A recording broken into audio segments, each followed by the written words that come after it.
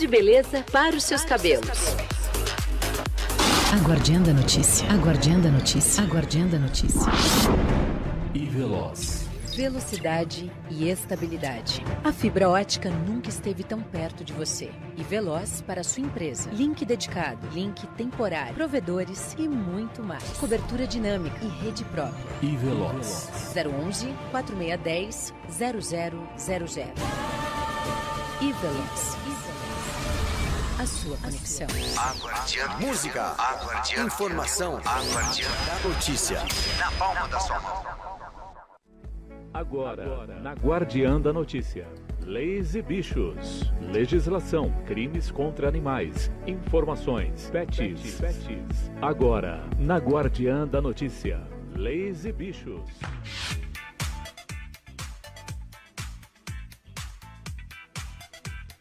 Boa tarde, pessoal. Aqui quem fala é a doutora Fabiana Sena e nós estamos começando mais um programa Leis e Bichos com a presença muito especial do meu amigo doutor André Nórcia, que é juiz de direito aqui em Santo André, na 8ª Vara Cível, que também já foi delegado e eu conheço ele desde essa época. Boa tarde, doutor André.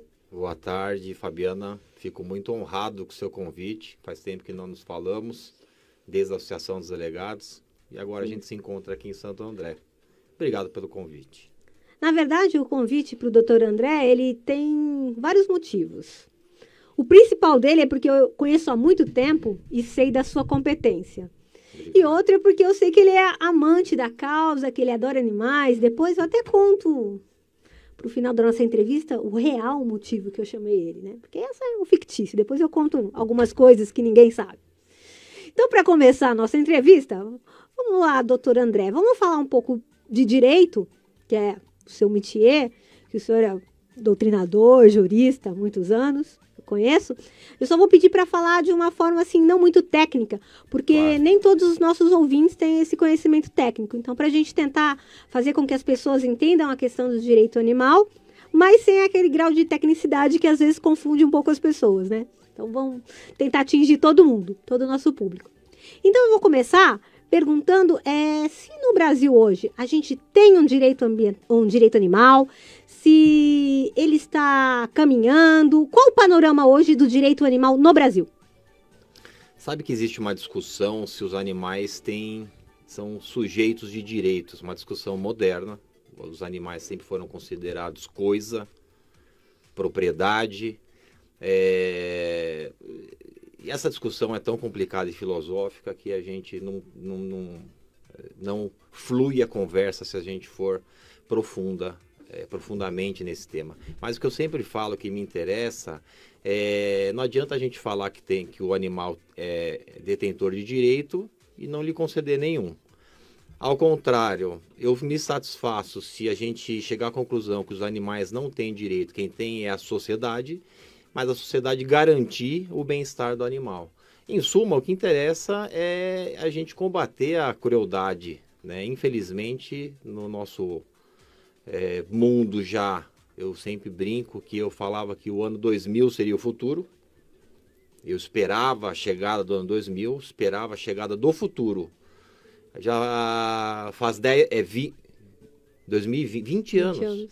Que o futuro... Eu ia falar, ia falar, faz 10 anos que chegou o futuro. Não, faz 20 anos que chegou o futuro e a gente ainda tem condutas bárbaras, né? Contra criança, contra idoso, contra a mulher, também tem contra os animais, infelizmente. O Brasil possui legislação, mas ela é muito branda. Então, existe uma proteção inserida aí no direito ambiental que protege os animais, mas ela é muito branda, né? Infelizmente, branda e ineficaz.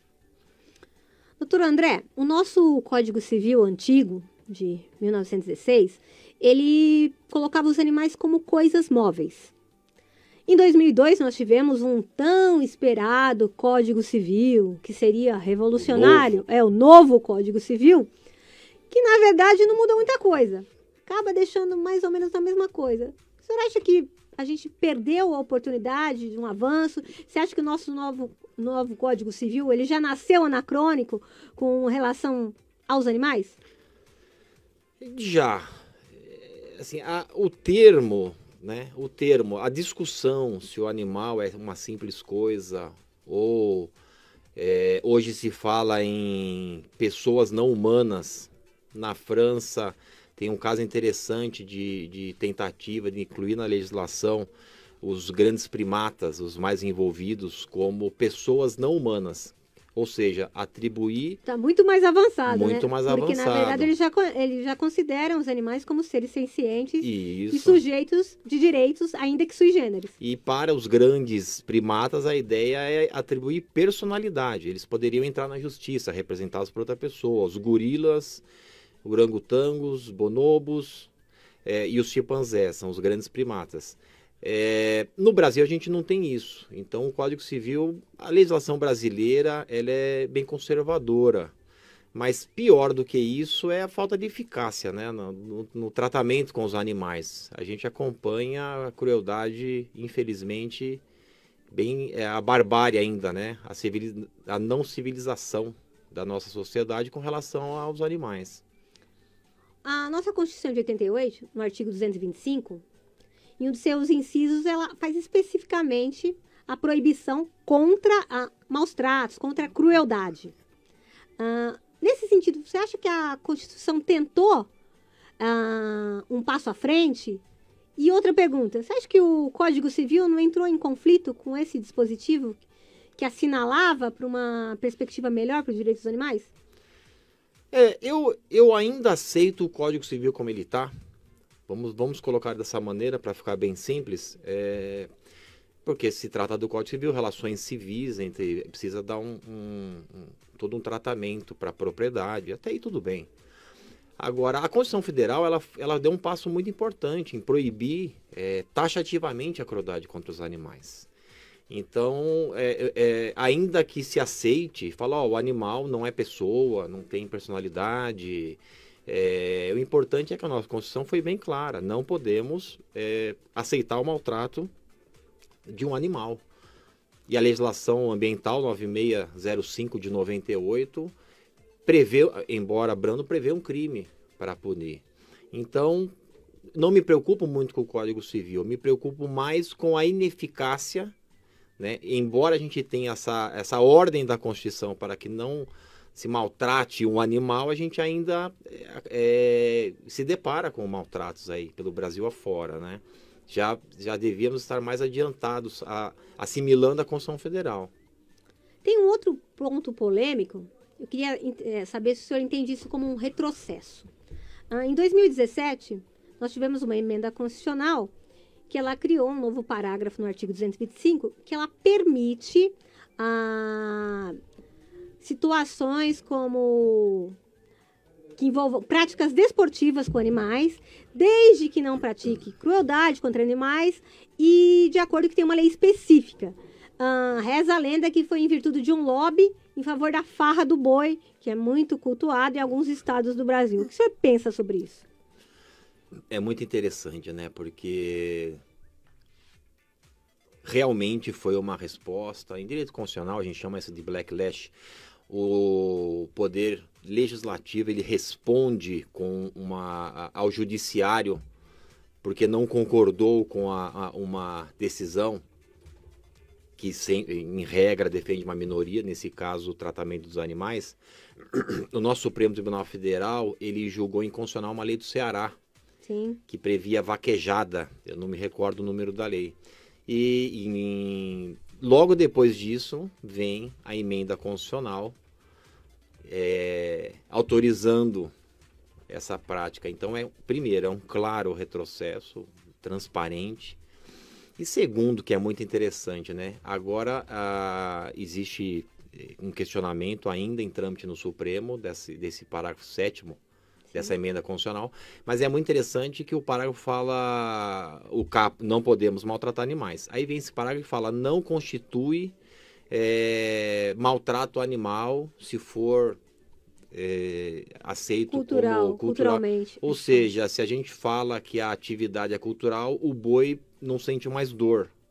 Inclusive, doutor André... É óbvio que é um absurdo isso, né? Inclusive, doutor André, tem alguns grupos, eu não sei se é do seu conhecimento, estão fazendo um grande lobby no Congresso Nacional, que são dos galistas, que com base nesse parágrafo 7º querem liberar as rinhas de galo, que a gente tem visto ultimamente, e aí a partir daí tem rinha de cachorro, rinha de passarinho. O que você pensa sobre isso? É um absurdo, é um retrocesso. Aliás, a gente tem um princípio do não retrocesso. Isso será questionado no Supremo, e que foi um retrocesso, é claro, onde já se viu a gente afirmar que a prática não é prática cruel se for culturalmente aceita. Desde quando a dor deixa de existir, a tortura ao animal deixa de existir, se for culturalmente aceita. Isso não faz o menor sentido. Mas é tão absurdo aceitar como a prática cruel, né, a crueldade contra animais, que no final... E usando que é cultural, né? Isso, cultural, e se tiver uma lei. Quer dizer, se a gente fizer uma lei, então não vai causar dor ao animal. Isso não tem o menor sentido. Mas é tão absurdo, é tão explícito, que veio por lobbies econômicos, interesses econômicos, que no final do parágrafo, nessa emenda constitucional, fala mas devemos manter o bem-estar do animal. Então, na verdade, é um paradoxo. É um paradoxo, e é interessante, que eu acho que é uma saída, porque não tinha como falar, olha, se for culturalmente aceito, não se trata de maltrato. Então eu posso causar todo tipo de dor ao animal, não sentir a dor, porque a lei fala que ele não sentirá dor. Isso é um absurdo. O parágrafo, no seu finalzinho, fala, não, precisamos manter o bem-estar do animal. Isso é justamente para não ficar tão explícito o interesse econômico que está por trás disso. E tudo entra aí. Como você bem falou, a rinha, o cachorro... E é interessante você utilizar a cultura sobre isso, né? Porque durante muito tempo foi cultura a escravidão, Exatamente. Foi cultura as mulheres não votarem, foi cultura uma série de injustiças, de práticas cruéis contra uma série de pessoas e de minorias em nome da cultura. E mais uma vez a gente, em nome da cultura, está desfavorecendo uma minoria, ainda que não tem voz, né? E assim, eu tenho certeza que um dia, assim como causa espanto a raça humana, os antigos gladiadores, né? É estranho a gente imaginar pessoas se matando e outras pessoas assistindo e aplaudindo. Mas é impressionante como não é estranho todo esse sofrimento que é causado aos animais. Eu tenho certeza que no futuro, quanto antes esse futuro chegar melhor, causará espanto aos jovens. Eu espero que o meu filho não entenda como que alguém pode ter uma atitude dessa por simples prazer ou sadismo, de colocar 2 galos para brigar, né? Ou matar um animal, a farra do boi, a cultura, causar toda aquela tortura até a morte do animal. Então, a gente, certamente um dia isso será lembrado como um absurdo. A gente espera que chegue logo esse dia. Então, inclusive, eu não sei se o senhor acompanhou, o ano passado, inclusive, teve um caso interessante aqui em Santo André mesmo, que foram apreendidas pela Delegacia de Polícia do Meio Ambiente mais de 1.000 galos, que eles chamam de combatentes, que participavam de rinhas de galo. E o que a gente percebe? Então, em muitos lugares, quando se depara com essa situação, apenas usa a lei de maus tratos, então que é uma infração de menor potencial ofensivo. Mas, felizmente, eu percebo que começou a ter uma discussão nos operacionais do direito, tanto na área da polícia, na área do Ministério Público, do Judiciário, que isso é uma conduta muito maior, né? Que nem essa situação da apreensão de 1.000 galos, foi se deparado com aquele que treinava os animais, aquele que comprava as ponteiras para que eles sentissem dor, aquele que fornecia os anabolizantes, aquele que preparava as arenas, como a dos gladiadores. Então, que na verdade isso não é apenas crime de maus tratos. Aquele que fazia aposta, que na verdade a gente começa a se deparar com verdadeiras associações criminosas que promovem esse tipo de evento. Isso também foi visto em uma rinha de pitbulls no interior paulista, que também tinha essas mesmas características. Anabolizante, veterinário, treinador, apostador. Então, que na verdade isso não é apenas o crime do artigo 32, vai muito mais além. Alguns, inclusive, já foram vistos até de caráter transnacional, rinhas que vão além dos estados da federação e até outros países, podendo configurar verdadeiras organizações criminosas. O que o senhor acha disso? O senhor acha que realmente eu estou certa? Há um movimento em todos os setores do Judiciário, Ministério Público, para essa nova cultura? Eu acho que está certíssima. E é interessante que o crime, quando a gente estuda na faculdade, ele é isolado, né? Estuda o crime de roubo, o crime de tráfico, mas a realidade O dia a dia demonstra que o ser humano ele é múltiplo, né? Então, os criminosos praticam vários crimes entrelaçados de todas as espécies. Embora aconteça de uma determinada pessoa maltratar de um animal doméstico, é comum, verdadeiras organizações, todos os tipos de crime, é comum a ligação entre os crimes, o tráfico com...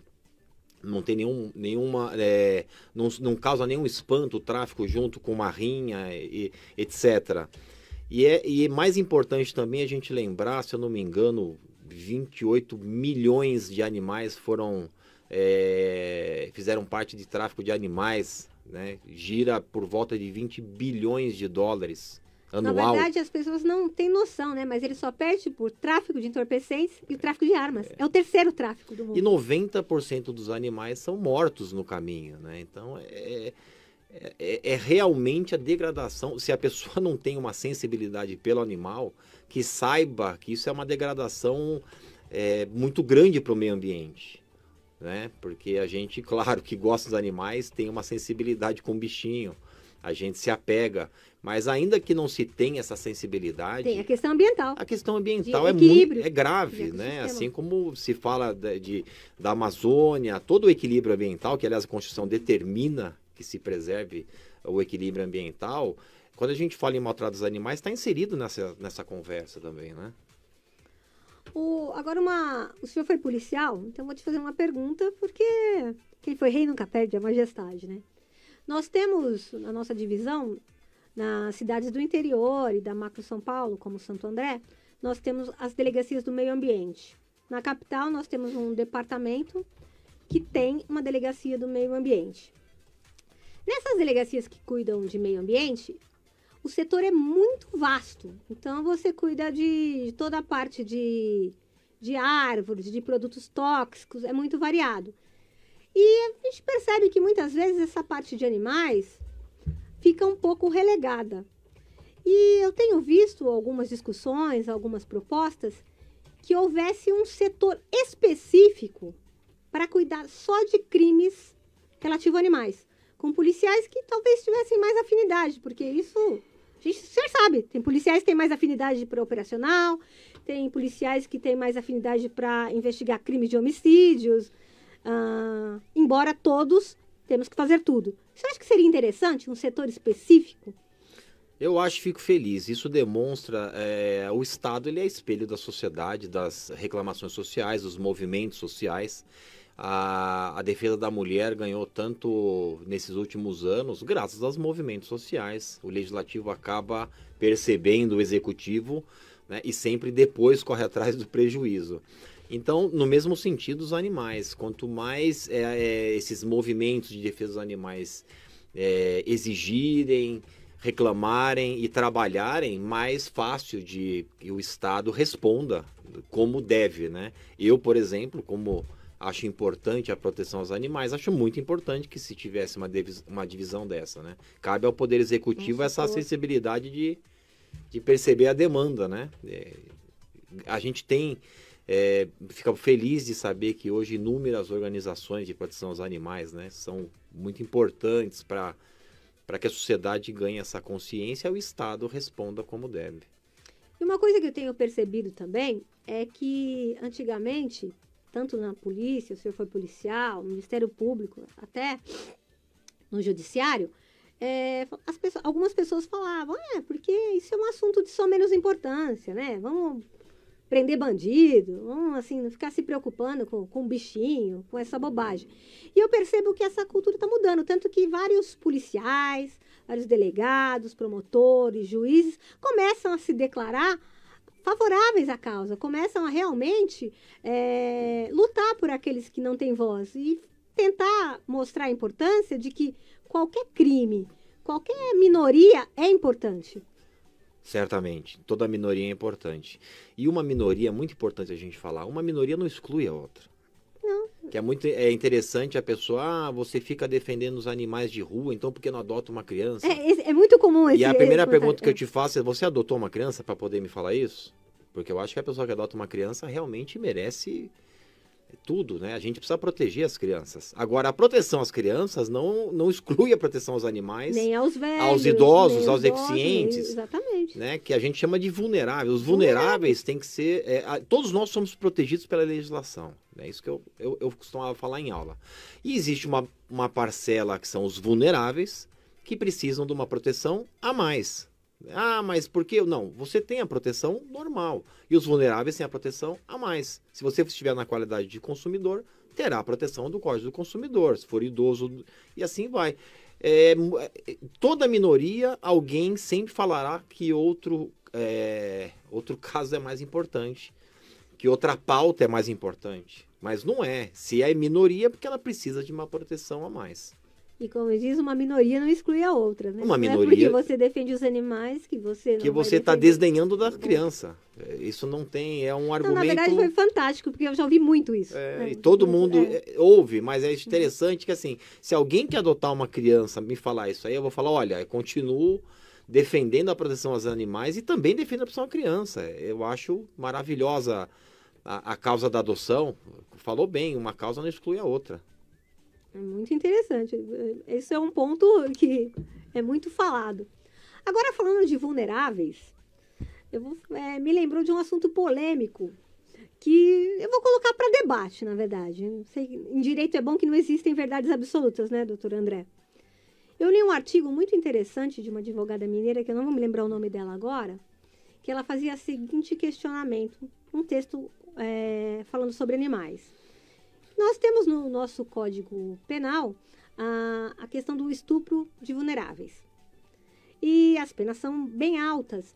E ela questiona, vulnerável é todo aquele que não tem condições de se defender, de dizer não, como uma pessoa deficiente mental, um menor de 14 anos, alguém absolutamente alcoolizado, dormindo, enfim, que não tenha condições de refutar essa agressão sexual. Aí ela pergunta... Os animais que são submetidos a sexo não seriam vulneráveis?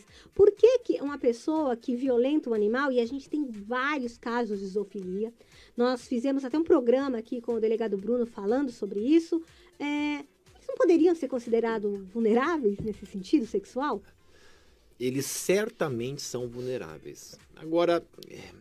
Eu trago, tirando o máximo que eu consigo, a técnica do direito para fluir a conversa para os nossos ouvintes, né? O que eu trago aqui é que o direito tem que ser proporcional. Isso é muito importante a gente falar. Eu sempre falei, eu era delegado, eu falava, olha, ninguém aqui gosta mais de bicho do que eu. Mas o direito tem que ser proporcional. Se a gente chegar para um movimento social da defesa das mulheres, ela vai dizer que o marido que ameaça a mulher merece uma pena de 10 anos. Isso é compreensível e é totalmente legítimo o movimento social. Se a gente chegar para o movimento da criança, vai falar da criança, o consumidor. O que eu quero dizer com isso é o seguinte, a gente não pode tirar a proporcionalidade do direito. Embora seja vulnerável o animal, isso é indiscutível, ele não entra no conceito de pessoa humana. Por isso que a gente não pode dar essa pena do estupro de vulnerável, do artigo 217-A do Código Penal. Né, porque lá fala em pessoa humana. Por isso que quando eu falei aqui a pessoa não humana, considerar pessoa não humana um gorila, tecnicamente isso é muito importante. Dar um status para ele de quase pessoa humana. Então a gente, infelizmente, eu quero dizer o seguinte, embora a gente goste do animal, a gente também não pode violar a proporcionalidade do direito e falar, olha, eu vou encaixar o animal aqui no estupro de criança, e aí eu vou dar pena para quem violentou o animal de 8 a 15 anos. Tem que ter proporcionalidade. A gente está vivendo uma crise no direito de remendos. Então, hoje, a injúria racial tem uma pena mais grave do que o homicídio culposo. Então, a pessoa está brincando com a arma e mata alguém, é uma pena mais branda do que uma ofensa racial, uma injúria. Aí fala, então quer dizer que a injúria racial tem que ser... Nós estamos perdendo a proporcionalidade do direito. Isso. Não, então a gente tem que... Tá alta a pena da injúria racial? Não, talvez esteja baixa a pena do homicídio culposo. Então a mesma coisa. Mas por que eu não posso encaixar lá? Não pode. Ali é para criança, estupro de vulnerável. Quando eu falo isso, eu não estou dizendo que a gente não precisa melhorar Então, mas de qualquer modo, essa pergunta é interessante, né? Porque aí a gente percebe que também alguém que violenta uma gatinha, que estoura todos os seus órgãos genitais, não pode ter a mesma pena do que alguém que deixa o cachorro na coleira curta. Com certeza. E aí A total falta então, de proporcionalidade. E aí Exatamente. a gente aproveita esse artigo para colocar o debate. Não, exatamente. A proporcionalidade... a vontade política deixa de escanteio, infelizmente, a causa animal. Isso é transparente. Né? A gente tem aí alguns representantes políticos que adotam a causa, mas a gente percebe, pela legislação, que não é uma causa da sociedade brasileira. Infelizmente, e ainda. A gente espera, né? Eu falo, já estamos há 20 anos do começo do futuro e ainda existe gente que acha que tem que matar um boi torturando ele até a morte. Eu não consigo entender isso aí, né? Ou maltratar um animal, colocar um cachorro para brigar com outro até que ele... Até a morte. Até a morte. Então, que um fique bastante ferido. Então, eu acho que programas como esse aqui, a conduta das ONGs, isso é muito importante para levar o conhecimento, né? Para diminuir essa ignorância da sociedade e perceber que não se pode maltratar um animal, né? A resposta será a legislação mais proporcional e mais eficaz. Falando um pouquinho de direito internacional. Nós temos uma Declaração Universal dos Direitos dos Animais, de Bruxelas, pela ONU. O senhor sabe me dizer se o Brasil é signatário e o que ela significa para a nossa legislação? Nosso legislador? Sabe que a declaração que se diz mais importante da história da ONU, que é a Declaração de 48, Declaração dos Direitos do Homem, ela não tem, muita gente não sabe. Aliás, eu dei aula para concurso preparatório para delegado e eu falava sempre cai essa questão em direitos humanos. Eu não sei se está caindo ainda na concurso de delegado, mas todo concurso caía de uma maneira ou de outra.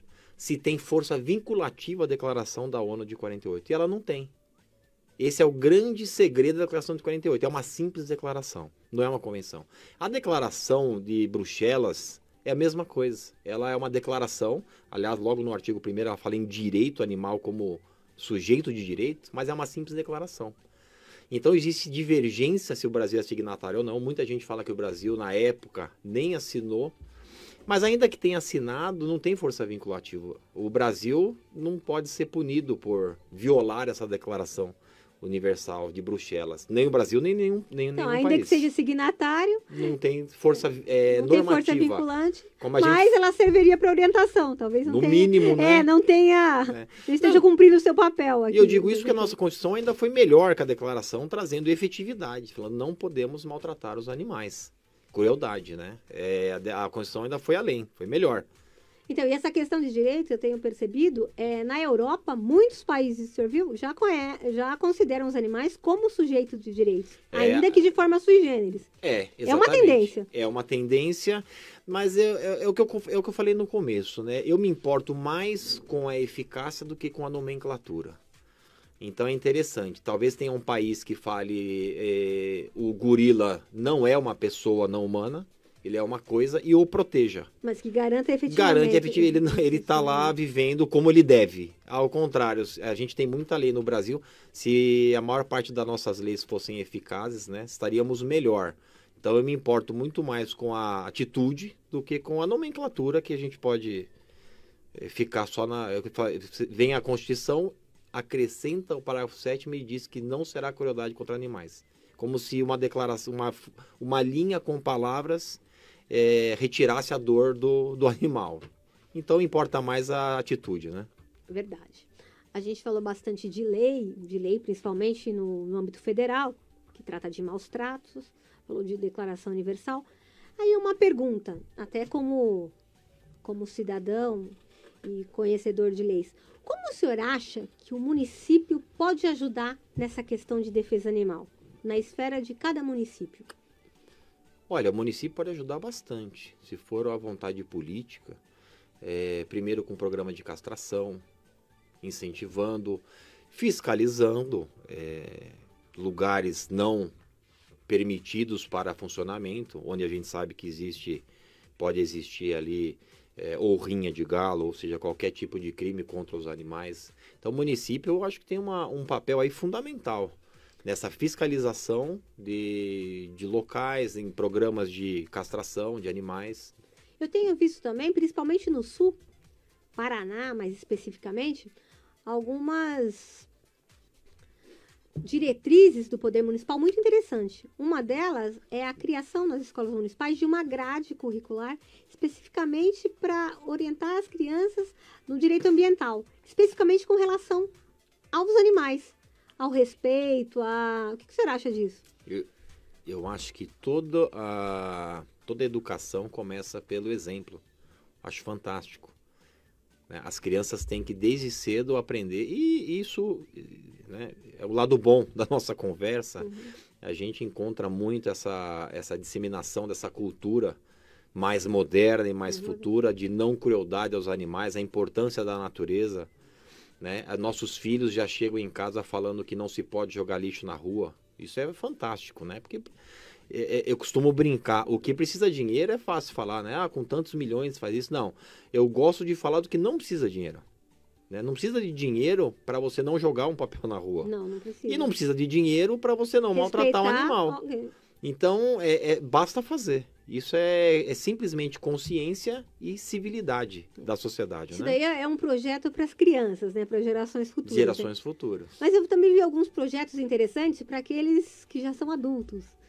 Que são multas pela prefeitura, pelo poder de polícia administrativo da prefeitura, para aqueles que cometem maus tratos ou que coloquem animais em situações complicadas. Também no Paraná. Você acha que às vezes responder com o bolso ajuda na educação de quem já está maiorzinho um pouco? Outra coisa que eu sempre falei em aula, né? Eu não acho, tenho certeza. Falar, o ser humano só aprende ou na cadeia ou no bolso. É um jeito prático e não técnico de falar o que seria mais importante, mais grave, a gente traz para o direito penal, última ratio, né, que a gente fala, e o resto fica na esfera não criminal. Não criminal é indenização, é o bolso. Né? Seja civil, seja administrativo, estamos falando da multa, do bolso. Sem contar que pode ser revertido em favor dos estragos feitos. Né? Simplesmente essa é a solução. Agora, a gente sabe que o poder público não cobra a multa, vira dívida de valor, o mau Estado consegue cobrar os tributos, né? E aí essas multas menores não são cobradas. Tem que ter vontade política, porque eu concordo. O ser humano aprende, se não aprender por bem, aprende por mal. Como qualquer coisa na vida, né? Como qualquer coisa na vida. Com cadeia, que seria o direito penal, ou no bolso, que são as demais esferas do direito. E agora mais modernamente com a educação, né? Que a gente isso, para evitar que precisa das duas esferas, né? Mas na verdade a gente tem que colocar mecanismos para as crianças e para os adultos, né? Quando eu era delegado, e é muito comum, né? Perturbação dos vizinhos, e aquele negócio que não tem solução, som alto. Eu sempre falei, se não dá cadeia, vá no bolso. A hora que esse vizinho for condenado 3 vezes a pagar R$500, não precisa ser muito. Ele abaixa o som. Ele vai falar, nossa, tá ficando caro essa, né? Então, se a pessoa não aprende por bem e começar a sentir no bolso, ela vai pensar, tá ficando caro essa brincadeira, vou melhorar. Uma educação coercitiva, né? Educação por mal. Por mal, né? Mas eu acho que essa ideia do bem para as crianças é bem legal. Eu vejo nas escolas, eu acompanhei alguns casos, é um resultado muito positivo. E aí as crianças começam a educar os pais, né? Exatamente. Como a gente vê em várias coisas, né? Não passar no farol vermelho. Exatamente. Não jogar papel no chão. Às vezes a educação é reversa, né? Isso é tá vendo? Temos que ser... Eu sou otimista, né? Eu sempre falo, se eu estivesse caindo de um prédio de 10 andares, você me encontrar no segundo, eu falo, até aqui tá tudo bem. Então a gente tem que ser otimista. Esse é o lado bom. Esse é o lado bom da história, né? As novas gerações estão tendo mais consciência, têm acesso à internet, têm acesso à informação. Temos que ser otimistas sempre, né? É isso aí. Agora deixa eu ter uma pergunta interessante, porque o senhor trabalha atualmente na área civil, né? Eu já ouvi dizer, e já vi algumas coisas, existem casais que estão entrando com ação nas varas de família para a guarda dos seus animais, quando da separação. O senhor já se deparou com algum caso? Já viu uma situação assim? Eu não peguei nenhum caso desse, sabe que na nossa conversa eu lembrei de falar isso e a gente vai conversando e eu esqueci. Eu acho muito interessante os casos que nós já temos de casais pedindo direito de visita do animal. Eu já vi Do falar de animal guarda, doméstico, guarda né? compartilhada. já vi Guarda algumas compartilhada. coisas, coisas assim, E olha coisas que interessante, né? A gente tem já decisões que deferiram a guarda, o direito, a visita, enfim. É como um filho, né? Como um filho. Passar o final de semana com o pai, direito de visita. Então, tá vendo? Então, isso é uma demonstração que não é um objeto, né? Exatamente. Porque ninguém pede para passar o final de semana com a cadeira, né? Exatamente. E é interessante como a sociedade reclama, né, do Estado, do Poder Judiciário. Olha, eu quero visitar o meu cachorro. E eu tenho direito à separação. E a outra parte, não, mas eu também quero o meu cachorro. É interessante como a própria realidade demonstrou que não é que um aquele objeto. cachorro não é uma cadeira. Exatamente, que não é uma Né? Que a cadeira. gente tem sentimentos. Isso é amplamente comprovado, já que a expectativa de vida eu acho, aumenta. então, na verdade, eu acho que essa é uma demonstração de um desejo da população, da sociedade, demonstrando que a lei é anacrônica. É que verdade. realmente, é isso que eu queria colocar. Não, e é verdade, Deixei é para o verdade. final, porque eu acho que a prática demonstra que a lei não funciona mais, que ela tem que ser revista. Porque a partir do momento que você entra numa vara de família para pedir a visitação, a guarda compartilhada de um animal, é sinal que ele não é uma cadeira, uma mesa, uma caneta. É verdade. Só quem tem que sabe, né? A gente sempre costuma falar, a gente se apega aos bichinhos, né? Eu dava aula de direito penal, brincava muito com os alunos, demorei 2 semanas para falar, olha, isso aqui a Diana acertou em 5 minutos. E eles ficavam, vocês têm que saber, e depois de um tempo, quando chegava no final da aula, que era aula online, eu mostrava a foto da minha cachorrinha querida. Falava, Diana, direito penal, ela sabe, vocês têm que saber, porque ela de 10 questões ela acertou 8. Será que a produção acha uma foto da Diana, para ver se a gente conhece a Diana? Peguei, lógico que... A Diana Vai é mostrar. aquela ali, Diana? Olha lá, a eterna Diana. Ah lá, tá Dianinha. vendo, pessoal? A gente vendo? trouxe a Diana para vocês verem. Então, agora eu vou contar a Carinha verdade que eu não contei. Na verdade, eu convidei o doutor André, foi por conta da Diana. Porque assim que eu conheci o doutor André, lá antigamente, quando ele era delegado, novinho, aí eu fiquei sabendo do delegado que era apaixonado por uma cachorrinha. Que ele, inclusive, ele era escrivão antes de ser delegado e adotou ela num plantão. E Na a gente delegacia. já, então, na delegacia, e a gente já entrevistou alguns policiais aqui que tem cachorro em delegacia, e essa história me emocionava, e eu vou contar um segredo para os senhores. Sabe como eu conheci o doutor André? Falei assim, tá vendo aquele ali? É aquele que dorme cheirando a pata da Diana. Verdade? Que saudades. Não é verdade? Que saudade. E Peguei na E delegacia. eu sei que a esposa dele tem ciúme da Diana até hoje, porque ele sempre fala que foi o primeiro amor da vida dele. Não, ela não tem. Agora a gente pegou uma gatinha que, né, eu falo em casa, quem manda é minha mulher, depois os meus filhos, depois a Milka, que é a gatinha, e eu sou o último, não mando nada. É Então, sempre eles que conquistam. Na verdade, eu chamei o doutor André porque, primeiro, que eu conheço a competência dele como profissional na área do direito, como jurista, doutrinador, mas eu conheço a alma dele como amante dos animais. Então, acho que não podia ter uma pessoa melhor para estar aqui nesse programa. Ah, eu agradeço muito. Fico muito honrado, porque a gente gosta dos bichinhos mesmo, né? Pega muito carinho. Doutor André, eu queria que o senhor fizesse as suas considerações finais, deixasse a sua mensagem, alguma colocação sobre essa questão tão importante na nossa contemporaneidade. A minha consideração final é que a gente espalhe eu ia falar a mensagem, né? Espalhe esse conhecimento. Depois de tantas barbáries que o ser humano já fez ao longo da história, a gente espalhar o cuidado com os animais é espalhar conhecimento, é espalhar uma sociedade mais civilizada. É isso que a gente precisa, porque a arma mais poderosa que tem é conhecimento, né? E queria te agradecer pelo convite. Tantos anos que a gente se conhece, né? De longa data, vários almoços lá na Estação dos Delegados com o pessoal. E eu brincava lá, falava, olha, se a Diana falou, tá falado. Eu me lembro, por isso né? que foi.